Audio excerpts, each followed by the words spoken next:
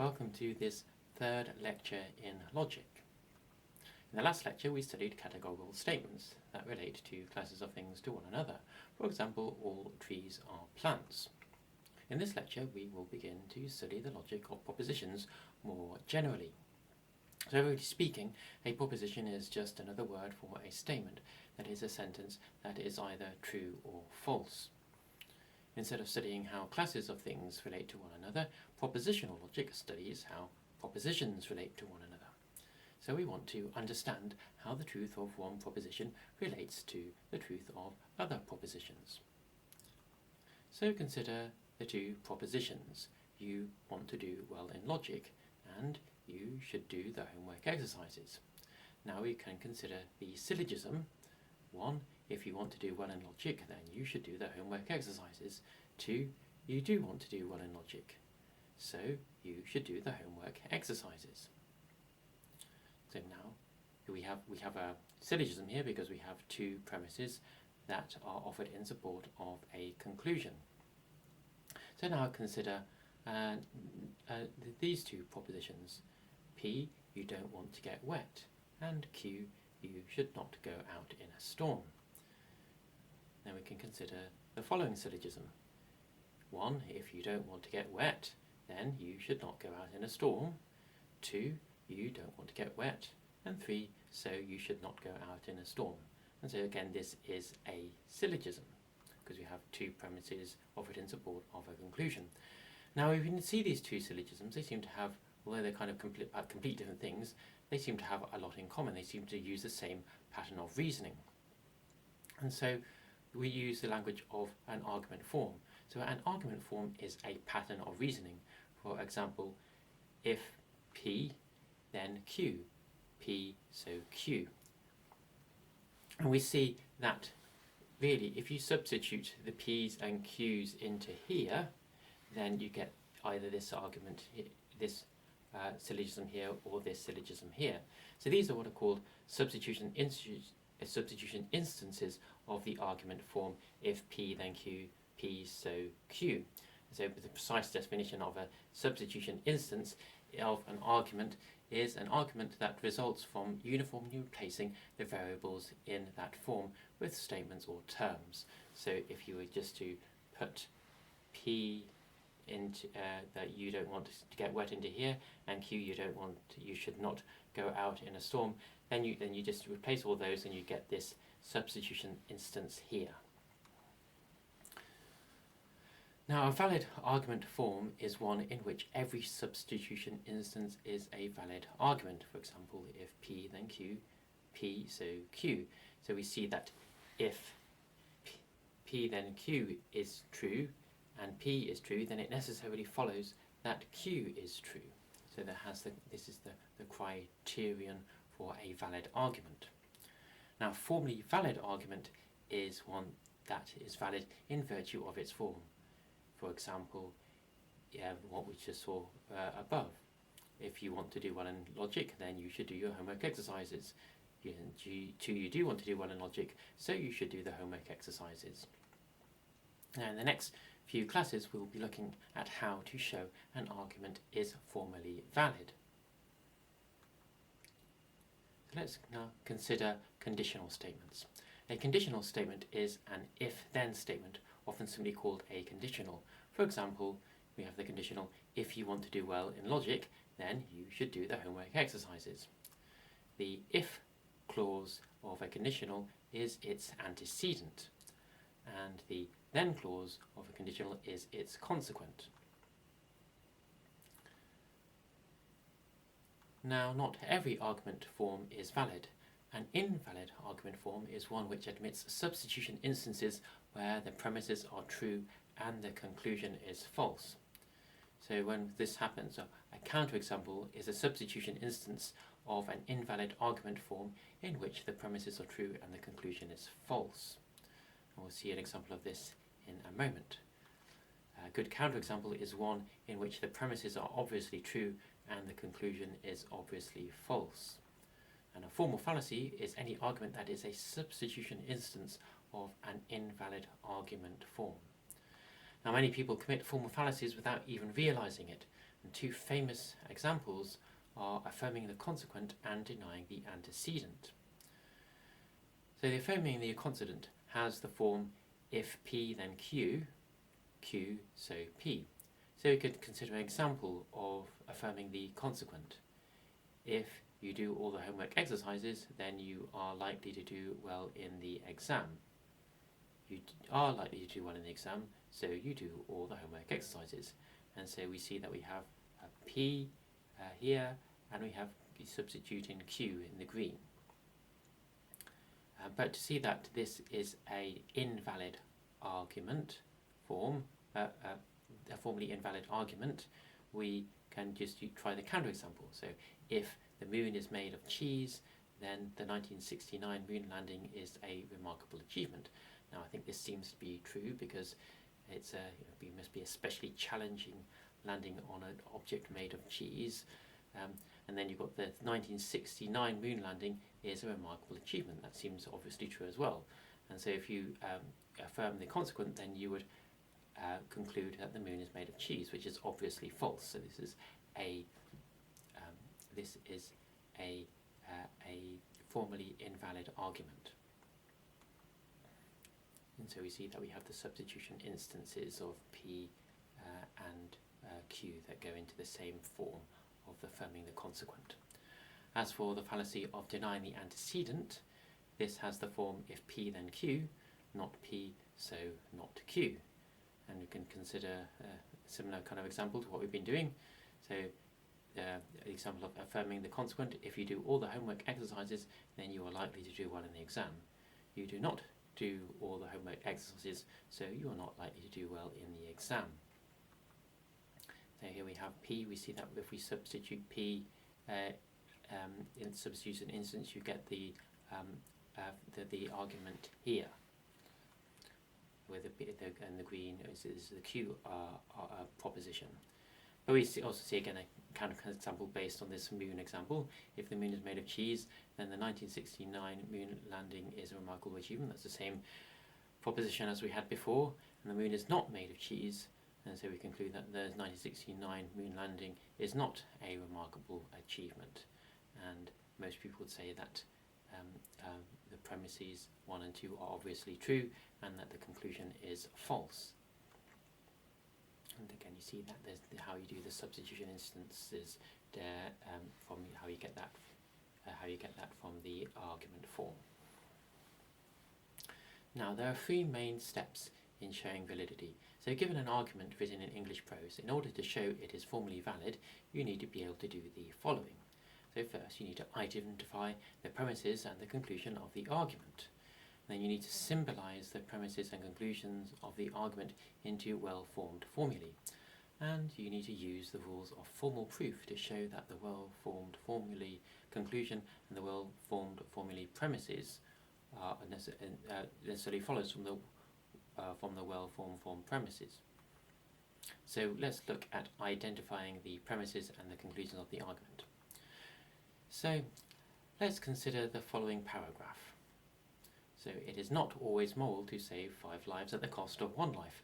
For if it is always moral to save 5 lives at the cost of 1 life, then it is moral to remove the organs of a healthy person against his wishes and transplant them into 5 people who need organ transplants. But it is not moral to perform such transplants, because doing so violates the rights of the healthy person. Therefore, it is not always morally right to save 5 lives at the cost of 1 life. So when we have a paragraph like this, first we need to decide whether it is an argument at all, because not all prose is intended to be an argument. For instance, a description is not an argument, or maybe an illustration, or just something trying to expound on something, a clarification. These are not meant to be arguments where you have a premises on which we should draw a conclusion. But an argument will have both premise indicators and conclusion indicators. So this is one way in which we can tell whether some prose is meant to be an argument. So premise indicators are words that indicate that a premise follows. For example, we have premise indicator words such as because, since, for, as, after all, the reason is that, in the light of the fact that, based on the fact that, so these words that follow these premise indicator words are very likely to be premises. And so if we look at this example here, we have the premise indicator for, and we have the premise indicator because. And then conclusion indicators, these are words that indicate a conclusion follows. For example, so, therefore, hence, implies that, it follows that, thus, accordingly, or consequently, we may infer that, and which proves that. And if we look at this example here, we have therefore as a conclusion indicator. Now, we need to identify the premises and conclusions and order them so that the premises come before the conclusions. So, using this, we can see that this must be a premise here because it comes after the premise indicator for, and we also know that this here is going to be a premise as well because it comes after the premise indicator because. And we also know that this is going to be a conclusion because it occurs after the therefore. We know this is also the conclusion because it's just exactly the same statement as occurs here. Sometimes in a clear argument people will repeat the conclusion so that we get an idea of why they're saying what they're saying. But note that sometimes a conclusion of part of the argument may be a premise for another part of the argument, and these are called sub-conclusions. And there's also note that if you have premise indicators, what comes after a premise indicator is going to be a premise, but typically what comes before a premise indicator is going to be some kind of conclusion. So here we have a sub-conclusion which follows from the premise here, but this is not the main conclusion. It is used to prove the main conclusion taken as a premise to prove this. But a premise that is not a sub-conclusion of other premises is called an assumption. And also note that sometimes there may be implicit premises, and these are called enthymemes. So let's look at this example. We'll just write out the premises in order. So we have this first premise here because it comes after the keyword for. We have this premise here that comes after the word because. And note here that we say that what it says here is doing so violates the rights of the healthy person. But in order to actually if you took that out of consequence, out of its context, you wouldn't know what on earth it was talking about.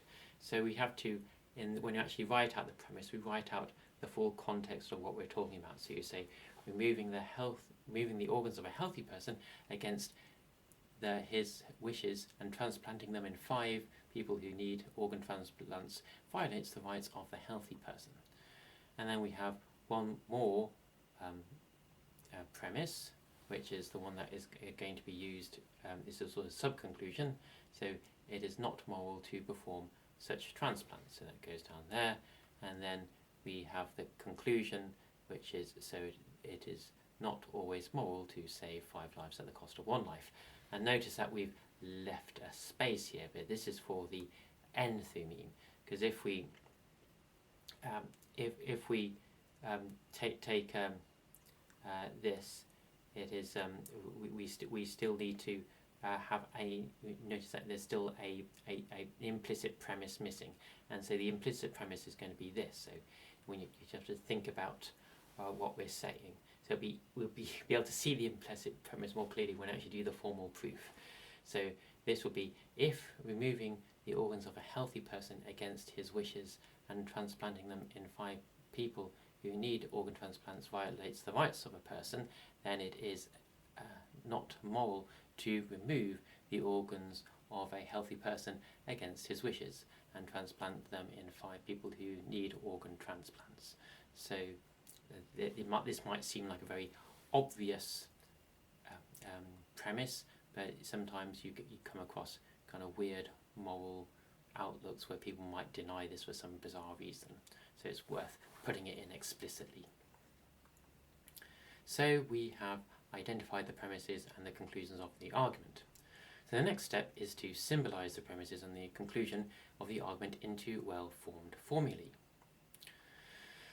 So to do this, we need to know what an atomic proposition is. So this is one that does not have any other propositions as a component of it. And we also need to know what a compound proposition is. This is one, a proposition that is not atomic. And so we give an example to get a feel for what this means. So this is an atomic proposition. It is always moral to save 5 lives at the cost of 1 life. And this is a compound proposition that is not an atomic proposition. So if it is, to have this sort of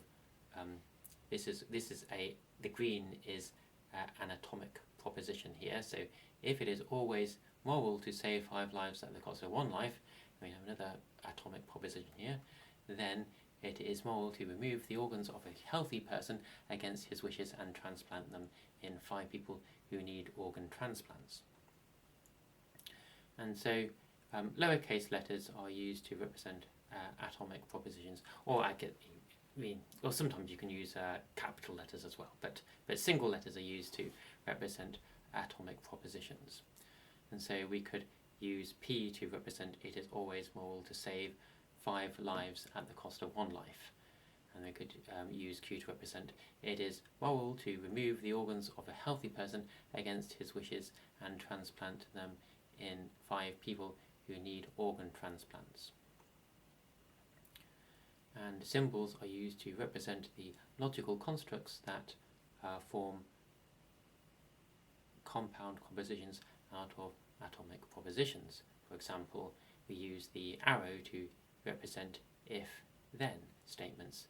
For example, P arrow Q represents the proposition if P then Q.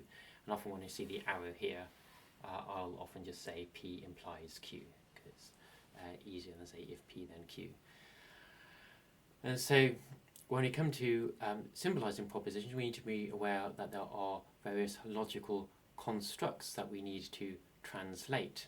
And these are the logical constructs that we're going to be looking at. We're going to have the minus sign and the V, the arrow and the double arrow. And these all have meanings which we're going to be looking at shortly.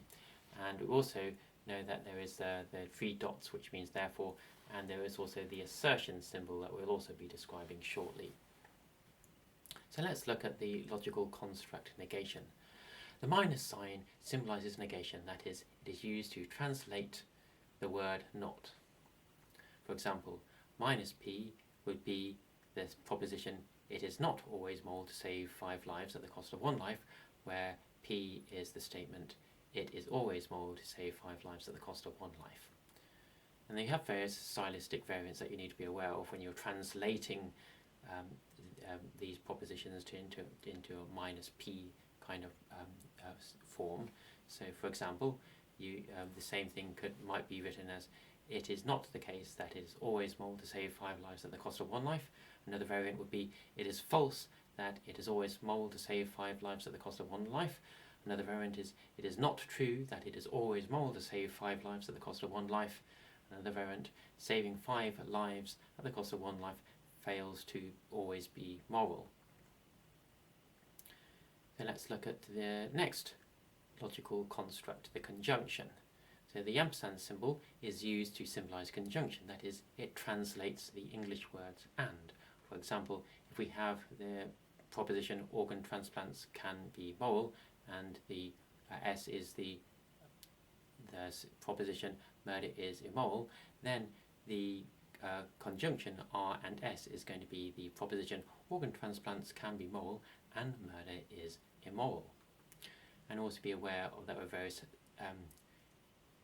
stylistic variances. They might have a different kind of nuances, but these don't actually affect the validity of arguments in which they occur.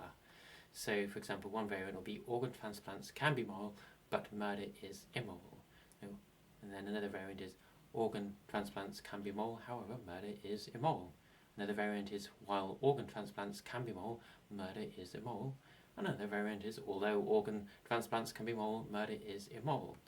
Another variant, organ transplants can be moral, yet murder is immoral. And then organ transplants can be moral, nevertheless murder is immoral. And organ transplants can be moral, even though murder is immoral. And finally, organ transplants can be moral, though murder is immoral. So now you'll be aware that there are also non-conjunctive uses of and. So it doesn't purely mean a logical construct in all situations. So for instance, and can have the connotation of temporal ordering. So he got up and left suggests the leaving occurred after the getting up, but the conjunction of he got up and he left does not specify any temporal ordering.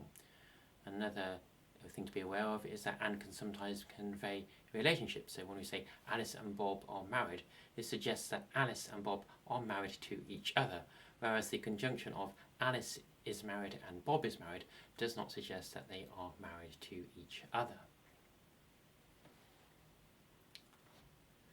So now let's look at the disjunction logical construct. So the V symbol is used to symbolize disjunction. That is, it translates the words or. For example, if you have R, there's the proposition organ transplants can be moral, and S is the proposition murder is immoral, then RVS is the proposition organ transplants can be moral or murder is immoral. In logic, by default, RVS indicates that R is true or S is true, or both R and S are true. Now, in normal English, R or S would usually mean that either R is true and S is false, or R is false and S is true.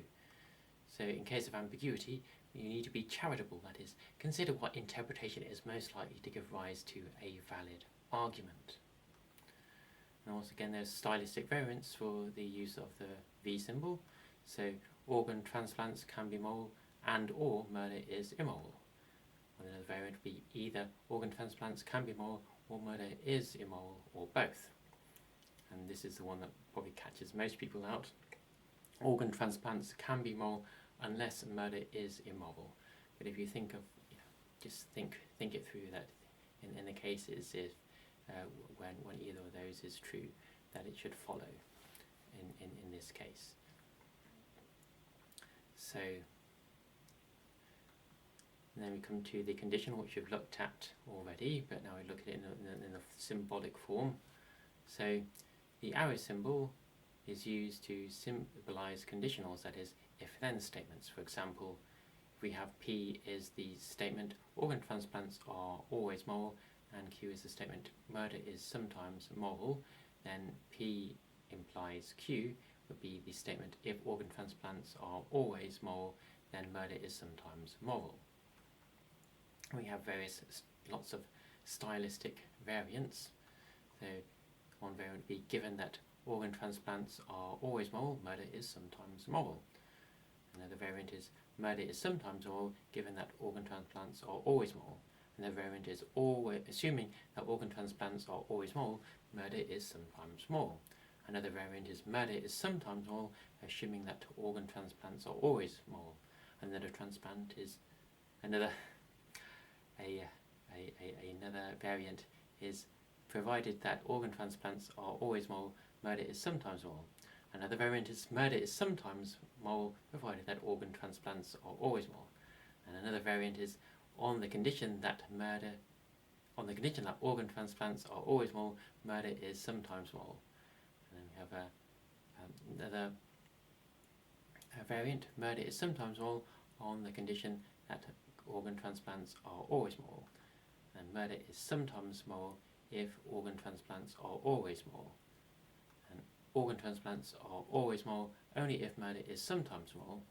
And organ transplants are always moral if is a sufficient condition for murder being sometimes moral. And finally, murder is sometimes moral is a necessary condition for organ transplants always being moral. And so we come to the biconditional. This is the last of our logical constructs. So the double arrow symbol is used to symbolize biconditionals, that is, if and only if statements. For example, P if and only Q it would be the statement organ transplants are always moral if and only if murder is sometimes moral, where P is the statement organ transplants are always moral, and Q is the statement murder is sometimes moral. And we have various stylistic variants, only not many this time. So organ transplants are always moral, just in case murder is sometimes moral, and organ transplants are always moral is a necessary and sufficient condition for murder sometimes being moral. And note that the P if and only Q is logically equivalent to both P implies Q and Q implies P being true. Now, if one is careless, logical propositions can be ambiguous. For example, consider the proposition P implies Q and Q implies P. Now, this actually has several possible meanings. So, the most obvious one might be that P implies Q is true and Q implies P is true.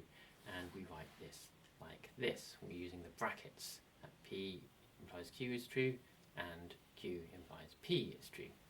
But there is actually several other ways that we could understand, interpret this expression here. So if P is true, then Q and Q implies P. So we write that. So if P is true, then Q and Q implies P, and the brackets help us to understand that it's the P, that this follows from the truth of this.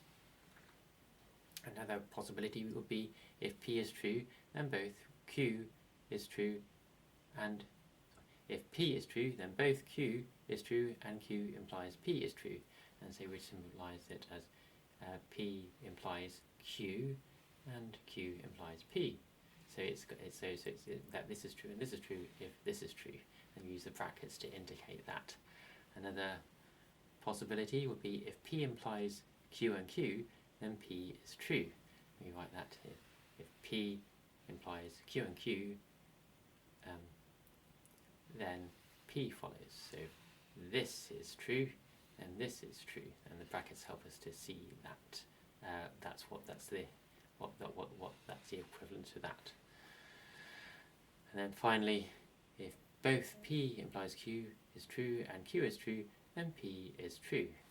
So you'd say if P implies Q is true and Q is true, then it implies that P is true. So if these two are true, then P is true. So it is only this expression here that is the biconditional that we discussed on the previous slide, the double arrow Q. So we have well-formed formulae. These are ways to provide a means of expressing logical propositions in an unambiguous way. So if an English sentence is ambiguous, we try to interpret it in a way that is most likely to make the argument valid and seem reasonable. So a symbolic expression is a well-formed formula under the following conditions.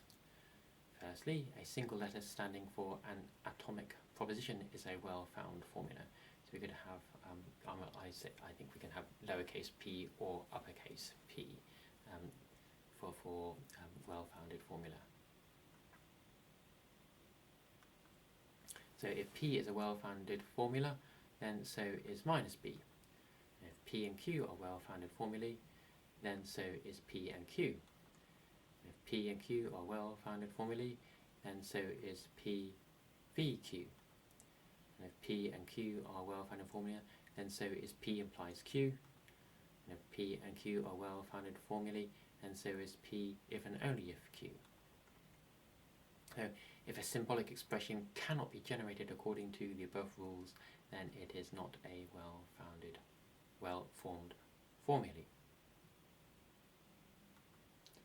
So, for example, we have the biconditional that we looked at earlier. This is a well-founded, well-formed formula because P and Q are well-formed formula by 1, and P implies Q and Q implies P are well-formed formula by A and by 5. And then P, and then this.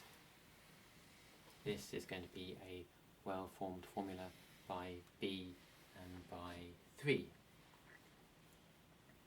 And for clarity, we often relax the well-formed formulae criteria without introducing ambiguity by sometimes replacing brackets by square brackets. So here we have the square brackets here and the round brackets on the end.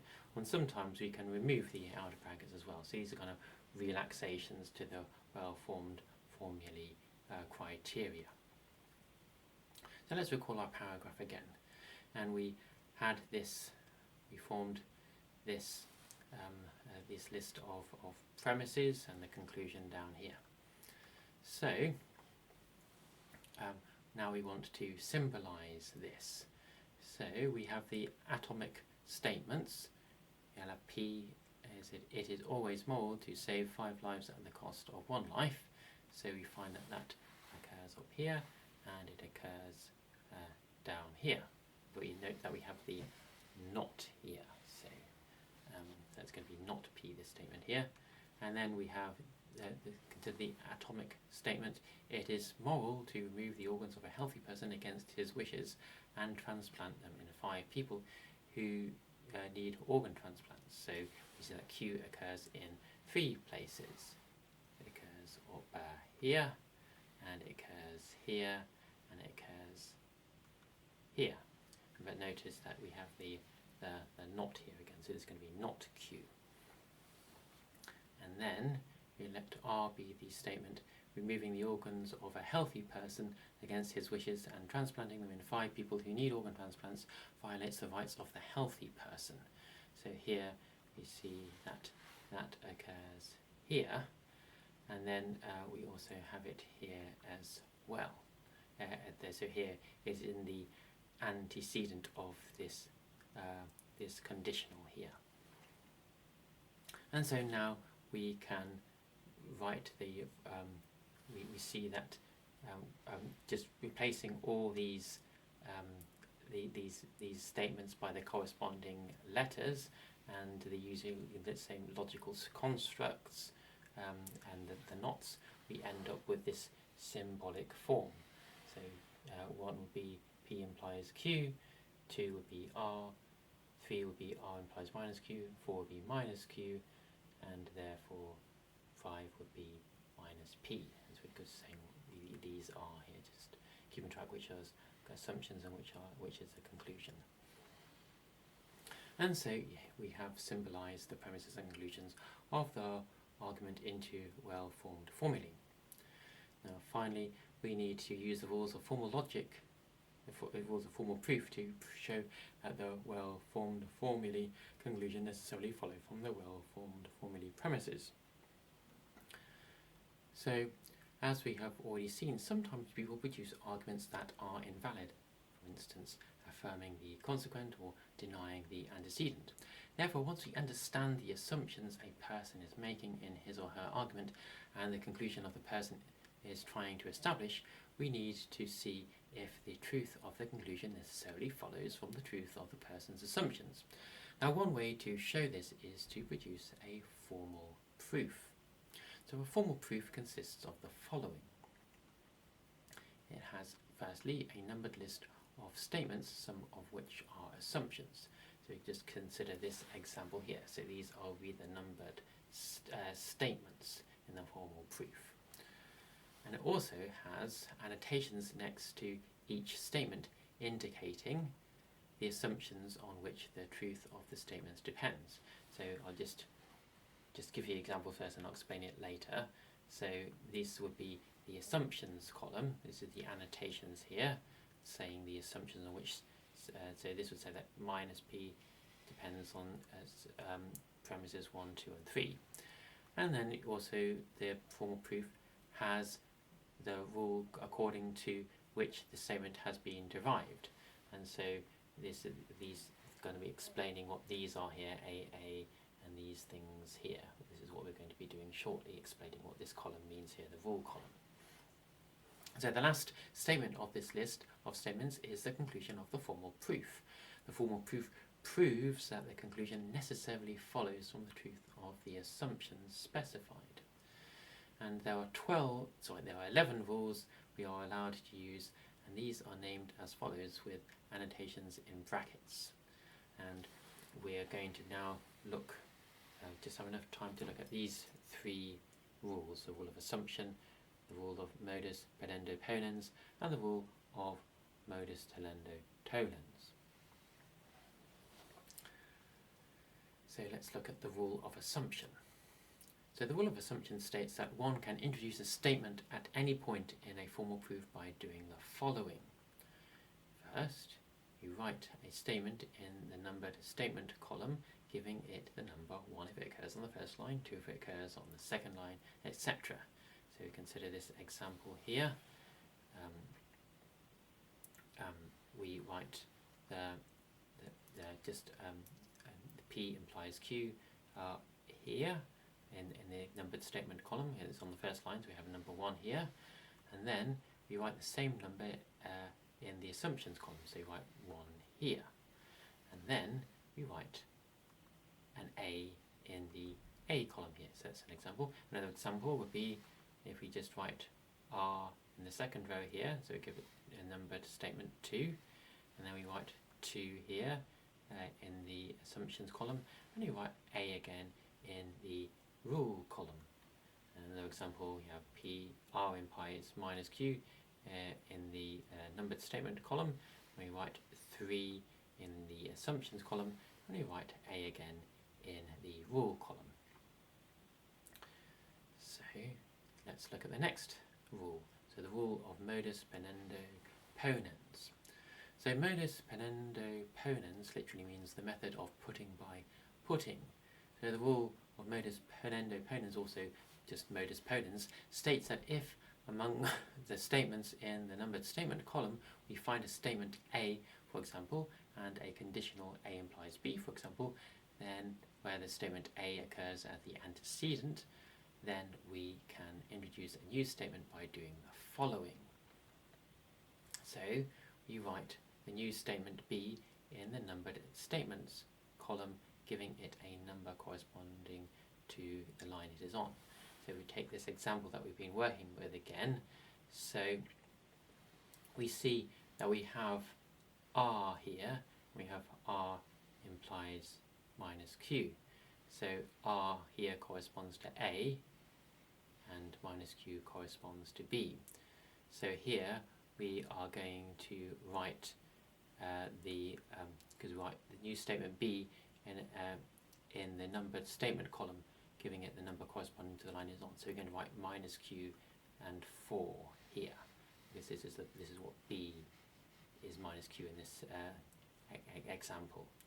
And next what we do is we write both the assumption numbers for A and the assumption numbers for A implies B in the assumptions column. So the assumptions for R is A in this thing, so it's going to be 2, and the assumption for this line is 3, so you're going to write 2 and 3 here. And then finally, what we do is we write the statement number for A and the statement number for A implies B, followed by MPP in the rule number. So this is the statement number for A, which is R in this case, is going to be 2, and the statement for B, the statement for A implies B, which is R implies minus Q, is going to be 3. So we have 2 implied is going to be 2, 3 MPP. And note that if the assumptions A and A implies B are true, then B must be true. Now let's look at the rule of Modus Tollendo Tollens. So Modus Tollendo Tollens literally means the method of removing by taking away.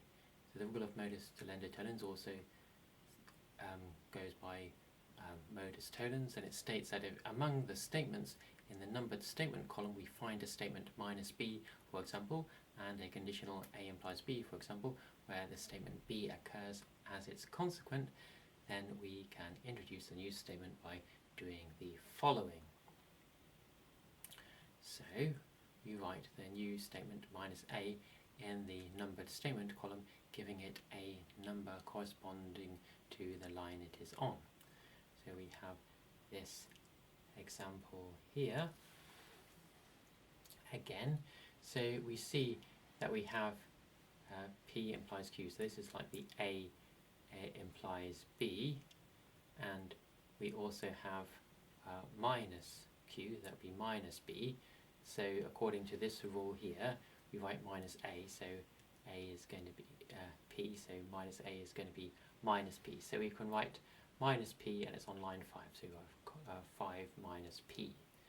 The next thing that we do is we write both the assumption numbers for minus B and the assumption numbers for A implies B in the assumptions columns for Q. So the assumption for A implies B is 1, and the assumptions for minus Q is 2 and 3. So we're going to have 1, 2 and 3 in the assumptions column here. And finally, we write the statement number for minus B and the statement number for A implies B, followed by MTT in the rule column. So we have 1 here and minus 4 here. So that's going to be 1 for MTT. And so that is our formal proof. And note that if the assumption minus B and A implies B are true, then minus A must be true as well. This is the rule of Modus Tollendo Tollens. And also we have what are called sequence. So assuming we haven't made any mistakes, the truth of the last statement in the numbered statement column of a formal proof necessarily follows from the truth of the assumptions specified in the assumption column. And we summarize what has been proved in a formal proof by means of a sequent. So a sequent is a comma-separated list of the assumptions of a formal proof, followed by the assertion symbol, followed by the conclusion. So for example, if you look at our what we've just been going through, we have the sequent is going to, well, the first assumption here is 1, is P minus Q. The second assumption is 2, which is R. And the third assumption is 3, which is R implies minus Q. And then we have the conclusion, which is the assertion symbol followed by minus P. So this is what this corresponding sequence is to this formal proof here. And the sequence P implies Q, R and R implies minus Q entails minus P can be expressed by saying, given the assumptions P implies Q, R and R implies minus Q, we can validly conclude minus P. So, and if you are asked to show a sequent, you are being asked to give a formal proof to which the sequent corresponds. So if I say, show this here, then I want you to produce this here. But well, usually I understand that what the columns are, so you don't need to label the columns each time. But as long as this is what I want here in the grey box. And note that the formal proof of a sequent might not always be unique, so there might be a variety of ways of producing a formal proof of a sequent. So now, just to conclude what we've done, we are given an argument written in English prose. In order to show it is formally valid, we need to be able to do the following. So identify the premises and conclusion of the argument. So we managed to do that by looking for keywords, and then we came up with a list of premises, and then we symbolize them by and then we come up with these premises which we then symbolize, and then we come up with this formal use a formal proof to show that using the rules that we've looked at already. So we've only looked at 3 rules of formal proof. There are going to be 8 more to go, so we're going to be doing those in the next lectures. So this is a summary of what we've done. So I look forward to seeing you next week.